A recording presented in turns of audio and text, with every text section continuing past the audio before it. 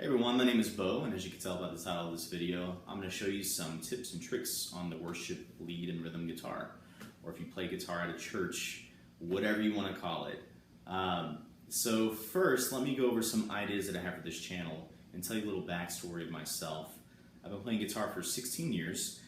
That does not mean I am a master of the craft. It just means that I have a great passion and I love the instrument. I think that any musician that thinks they're masterful should take a step back because there's always something to learn on these things. I'm still learning a lot of techniques today, and I'm growing. So I grew up playing Metallica, Zeppelin, AC/DC, Dream Theater, listened to the March Hermani. I admired all the gear, and I really had that rock and metal background. So 2 years ago when I joined a church and started playing on the praise and worship team, I was really reluctant and skeptic to let my style and passion and talent shine through the worship music because everything that I hear on the radio is really laid back. There's a couple of rock bands out there that do the praise and worship things, but typically you don't hear them in churches that you go to. So I was really frightened and scared actually that upon watching all these YouTube tutorials and how-to videos that you can't have a lot of distortion, and these guys are saying that you can only use this type of delay, it's the best kind, or you can only use a Fender Tele, and you hear all kinds of different things. So I wanted to basically come on here and show you that if you have two things, you can praise and worship Jesus however you want to. There's no wrong way of doing it. And the two things that you need are skill, and you need passion, and to completely surrender yourself to Jesus Christ. If you do those two things, then there's no wrong way to worship when you're playing music. So what I'm going to do is I'm going to show you some of the gear that I use, and it's not the gear that you have to have. I just want to show you that for not much money at all, what you can get and what I recommend. But you can work with anything because I don't really use a lot of effects or fancy dancy gear. So I'm going to show you that. I'm going to play a little bit of riffage and show you kind of what it's like on the album, and then show you how I play it on our worship team, and then you'll kind of get a better idea of what I'm talking about. So let's look at some gear. So my quick little gear rundown, I'm using a Gibson Les Paul Jr. right now. If you don't know a lot about these things, they are a cheaper version of the Gibson Les Paul. The big difference being that it's still USA made, but the woods are cheaper in it. And a lot of people are into the tonal woods and stuff like that. I do like a good wood on my guitar, but I don't have that kind of money to fork out. So the humbuckers are 1961 Zebra humbuckers. They have that classic kind of rock punch to it. And I've kind of been favoring this guy over my other ones at church lately. It's just it's a nice clean clarity to the sound, and it can kind of get up and get dirty when you need it to. So the only modification that's done on this guitar that I recommend if you can is the tuners are roto locking tuners. I like locking tuners because they help your guitar stay in tune. So let's jump over to my Sterling Music Man JP100D. This is John Petrucci's signature guitar. Once again, it's the cheaper model. It has the Crunch Lab and Liquifier humbuckers in it, the two pickups down there. And it has a free-floating bridge tremolo system in it. I use this guitar quite often in church. It kind of has that brighter, just fluid sound to the distortion. It's got a really thin neck, 24 frets, so I can kind of cruise up and down the fretboard on this. Usually if I'm playing something, if the service is more upbeat or up-tempo and I need to do some more lead work, I'll switch to this. But lately I've been using the Gibson a lot, but this is a beautiful guitar. Once again, you can get it for a few $100s. This is the third Sterling I've owned. I can't say enough great things about it. The Marshall Half Stack's another cheap one that I got. It was like $600 or $800, and I actually financed it on a website called American Music Supply. But we run everything in-house, so I never use the half stack at all. It just kind of stays at home. So I want to spend a couple of minutes just talking about pedals real quick. You can do the pedal board thing where you build your own stomp boxes and set them all on a pedal train. I did that earlier last year or earlier this year, and I ended up spending several $100s. And anytime there's a hiss or a hum, even with the noise gate engaged, I had to track down the correct patch cable, and it just seemed like a big unnecessary pain. So I stuck with the multi-effects, and I've done Digitech for a long time. This is the RP500, and I love it. You can get one used for a couple $100, maybe even less. I've had this for about 2 years, and you can tell that I put it through some wear and tear. You can tell where my feet go the most.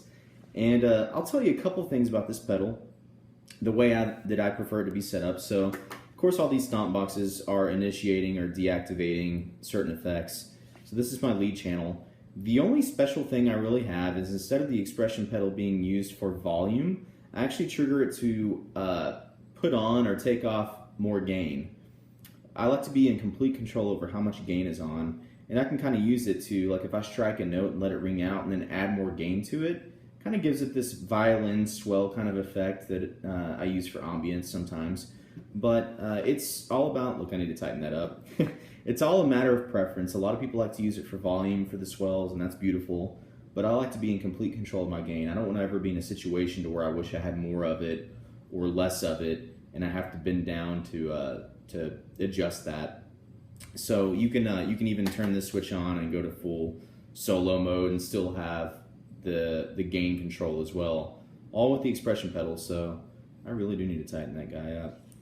And then the only other thing I have, I use the second page for my clean tones. And once again, it's all in the delay. I don't use a lot of chorus. I mean, I might add chorus or a flange or something like that if I feel a little sassy. But it's mainly the only time I would ever do that is if I were probably wanting to just give a little bit more meat to like one of the choruses or something like that. But to each their own. This is just my personal preference.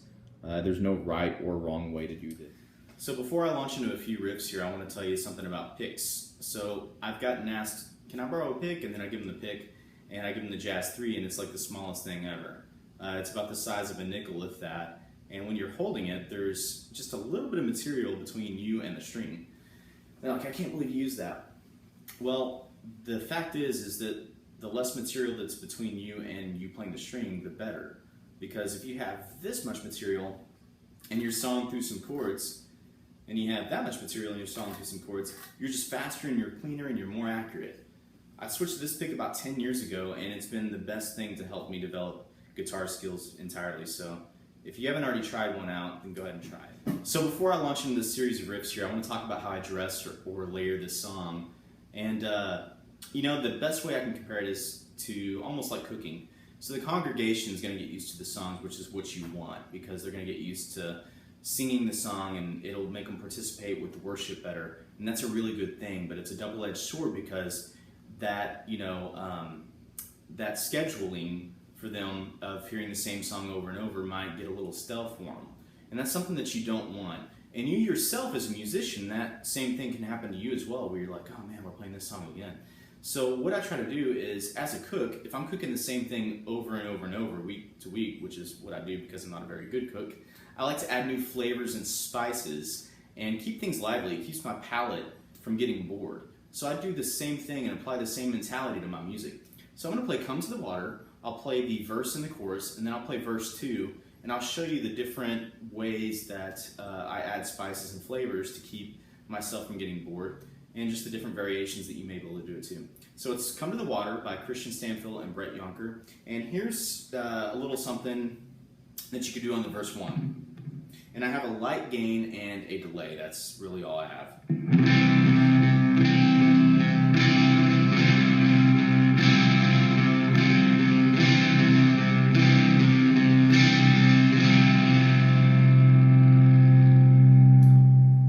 So I'm using the bridge pickup position, of course, because it's a rhythm part, and I'm just playing in a C major here, and I'm really just bouncing around that. That's all there is to it. It's really, really simple. So another way you could do it is you could also pick it if you felt led to do that.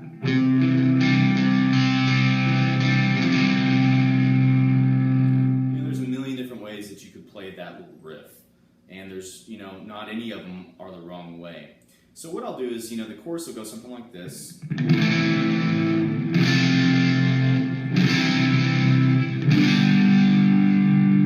it repeats, so that's going to be an A minor, an F, a C, and a G, if anybody's interested in that.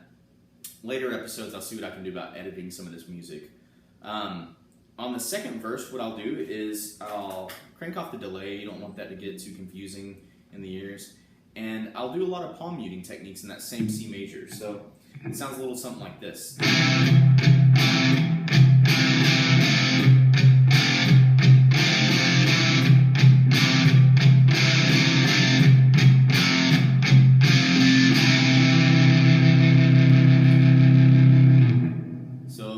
just beginning, or if you're just curious, palm muting is just all in the right hand. The idea is that you're muting those strings as you're playing them, and you're adding this percussive element that just gets that rhythm going.